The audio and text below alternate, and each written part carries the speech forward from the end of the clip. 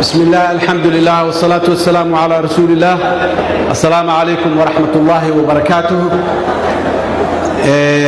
مدحدا meesha joogta dhammaan waa salaamaya magaca islaamkan ku salaamay qof walba maqaamka ay ku joogto iyo mansabkeeda. waxaan rabaa inaan si gaara markaan u magac dhabo oo u salaamo madaxweyne Axmed Maxamed Islaam madaxweynaha la doortay muxuu ahaa Jubbaland maadaama maanta aan joogno asaga muxuu ahaa ujeedkiisa maanta marka sida loo sheegay waa maalintaas weyn oo reer Jubbaland iyo taariikhdooda iyo dimuqraadiyadda iyo horusocodka Soomaaliyana magaca ku leh muxuu ahaa maalin kale oo weyn ay tahay oo calanka jamhuuriyadda Soomaaliya maalintiisii ay tahay waa laba munaasabadood oo isku soo aaday oo aad iyo aad u qurux badan oo aan leeyahay dhammaan dadka Soomaaliyeed guud ahaan hambalyo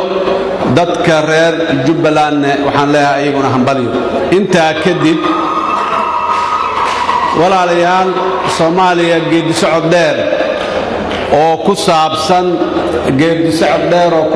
dawlad dhisidda ayay soo martay maanta laga wada taariikheeyay raggii maxaan ku yiraahdaa dawlad dhisiddaas ka soo qayb qaatay oo 30 sano ku dhawaadkii muxuu ahay wadada dheer la soo marayay ku wada jiray oo ka ahaa muhiimka ayaa maxaan ku yiraahdaa ka hadlay marka gadaal dambe iyo meesha laga soo bilaabay inaan ku noqdo mar raba laakiin socodkaas dawladnimada mar walba mida asal u ahay isfaham asal u ahay isfahamkuna wuxuu ka imaanayay wada hadal ka imaanayay isqadarin ka imaanayay iswalaalsi iyo maxaan ku yiraahdaa ka imaanayay waxa dhaqan oo ah jirta dadka Soomaaliyeed sida mudane muxuu Cabdiraxmaan Cabdishkuurka uu ka sheegay ayagoo isdirirsan xataa dagaalkooda inuu xad lahaa dagaalkeenu ma gaarin dagaalka meelo badan oo Afrika kamid uu gaaray oo dadka in la jarjaro xubnahooda iyo in la gubo iyo in la balaayeeyo ahay maanan gaarin wali Soomaalinimada iyo dhaqanka iyo xeerka iyo dhalashada iyo waxa iyo qadarin weynay dadkeena ku dhaxlahaayeen mar walba waxay ahayday mid aan ku soo caanamaalnay waana mid maanta laga hadlay in ay naga ciladaysan tahay oo ay cilad naga yeelatay waxaan rabaa marka wadadaas aan rabaa in loo noqdo baaqa halkan laga jeediyay ee ahayday ee loo fadhi maayo haddii ciddii mas'uuliyadda la saaray ee lagu ogaay madaxweynaha jamhuuriyadda federaalka Soomaaliya waajibaadkiisa dastuuriga waa xadidan yihiin waajibaadkiisa dastuuriga waa xadidan yihiin waajibaad aad u ballaaran oo dheer oo maxaan ku yiraahdaa dawladnimada ma laha laakiin muhiimad gaar ah ayaa loo soo qaaday intaas waajib oo madaxweynaha loogu dhiibay oo ugu horeyso inuu yahay ilaaliyaha dastuurka inuu ilaaliyo waa lagu xadgudbay waa la waxay duruufaheena gaarka marar badan waxay keenayaan in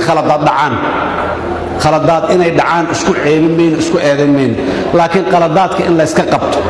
laga soo noqdo la iswarsado war meeshaas maya wadadii naga ma jirtaan wadada u noqonna la yiraahdo oo la isdhageysto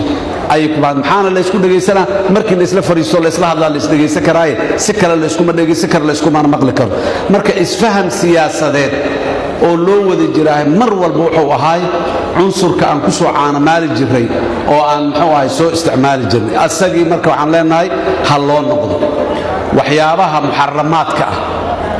oo dhinacooda in la fiiriyo aanay ahayn waxa kamid ah mandate-kii ay dawladda shacabka Soomaaliyeed dawladda siiyeen hadii uu dhamaaday meelahan luuqyada ahaan wax ka daydaya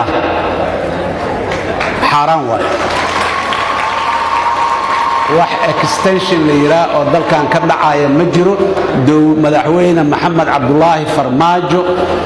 waxa la siiyay mandate 4 sano ah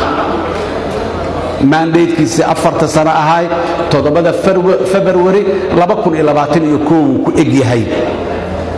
madaxweynuhu waqti aad haysataa wali fursadaad haysataa wali 15 biloodaad haysataa wali waxbaad sameyn kartaa wali dadka Soomaaliyeed oo dhammaa waxaas weyn yaa raalli ka wada ah oo inay kugu kaalmeeyaan diyaar u ah muddadaas aan sheegna ka hor xilka laguma haysto horana laguma haysanin go'aan gaarista iyo mas'uuliyadda aday ku saaran tahay laakiin qofna mas'uuliyadda mustaqbalkiisa iyo magaciisa iyo heybadiisa iyo dawlad iyo yaani dadnimadiisa iyo amnigiisa iyo sharaftiisa iyo karaamadiisa iyo midda guud inta qof gaar ma saarna qaanuun iyo maxaa loo sameeyay dastuurka maxaa loo sameeyay hay'adaha dawladda ee kala duwan ha ismiisaamaan ha is ilaaliyaan leeyahay maxaa loo sameeyay waxa loo sameeyay inaan hal qof gacanta inta garab indhaha la isku qabsado gacanta garabka laga saarto inta la iska daba kaco qar iyo doon inaan kala dhicin daraadeeda loo sameeyay waxaan leenahay madaxweyne aqligu ha soo noqdo talada ha soo noqoto ummadda Soomaaliyeed inay kula shaqeyso way soo cadaysay inay raali ka tahay hore kula soo shaqeysay maalintii lagu doortay ilaa maanta walina waa talaan leenahay ra'yiyaan qabnaa marka aanan waxba ogeyn oo dadku aanay waxba ogeyn waliba waxa laga yaabaa inay jadda shakariyaan waxyaabo qaarkood aan sax ahayn ay ku dhawaaqaan ku hadlaan laakiin marka dawladdu ay wax u sheegto dadka waxa jira ay u sheegto oo ay la socodsiiso sida xaalka iyo duruufuhu ay yihiin dadku ma qaldamayaan tala sax ah ay dhiibayaan madaxweynuhu dadka ha la fariisto dadka ha dhageysto intaasaan soo dhahaynay kama daalayno inaan dhahno wadar ogol waa waxa kaliya ee lagu marayo meeshii qaanuunka loo qorayo oo dastuurku qorayo oo qawaaniin kale qoraysa ay jirto ha lagu dhaqmo meeshii mugdi ka jira ama waxyaabaha naga dhimanaya dastuurku waa qabyo loo yiri ay ka mid tahay qabyada naga aan ka wada hadalno ummadda Soomaaliyeed ha ka wada hadasho dawladda gogol ha fiiriso la isku warsado wadar ogolna ha la helo si hore loogu socdo laakiin meelo yar yaan lagu laabanin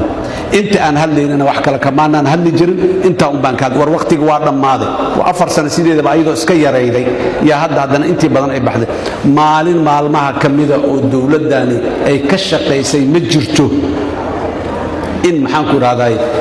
si qurux badan oo xaragalo oo wanaagsan oo muxuu ahay talada dalka hadii dib loo doortana sidaan oo kale mar labaad la doortana aan muxuu ahay intaan u nimaado aan u sacbino aan u duceyno aan muxuu u hambalyeeno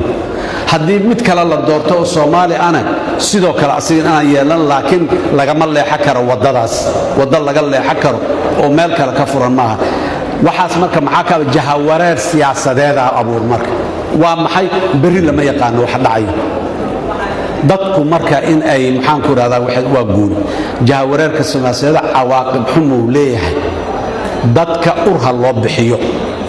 meesha loo socdo ha loo sheego kii ra'yi ka qaba ra'yi ha ku darsado kii kale ha ku qanco gacanta intuu taago u sacbiyo muxuu ahay ha ku raaxaysto haddaba kaco oo kalsooni badan ha helo laakiin inta maya xagga maya waa laga hadlay koonfur galbeed wixii ka dhacay waa laga hadlay ilaa maanta lagama jawaabin jawaab sax lagama jawaabin madaxweynaha la doortay ee koonfur galbeed ee hadda jooga waa soo dhamaatay waxaan leenahay madaxweyne laba waajib ku saaran labadaas waajib iska ilaali mid waa dadkaaga reer koonfur galbeed inaad nabadayso oo aad dib u heshiisiin u samayso oo kuwa wax sheeganaya aad madaxa gacanta ka saarto kuwa xiran oo siyaasad wax dad u xirnaadaan xurriyadooda lagu qaado siyaasadda u xun siyaasadda dambi ma aha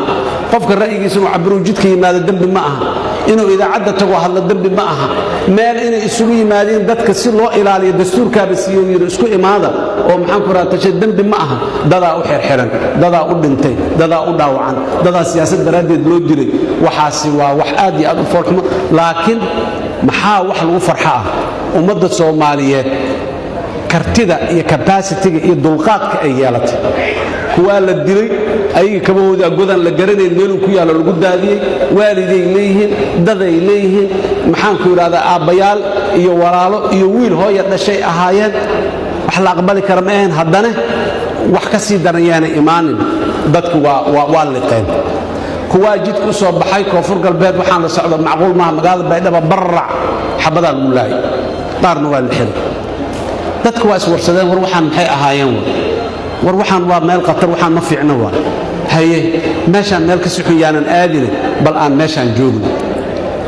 inta wixii laga hadlay maanta oo dhan Jubbaland wixii la soo marsiiyay iyo wixii war dawladdan iyo nidaamka beledkan ka jiro maanta anu ma garanayo maanta la joogo duruufaha jiro mid wax sidaa ka fiican oo la sameey karo wax badan waa ka dhiman yihiin wax badan oo horumar way u baahan tahay laakiin maanta waxaan qabaa wixii la sameey karay wixii ugu fiicnaa in la sameeyo ولا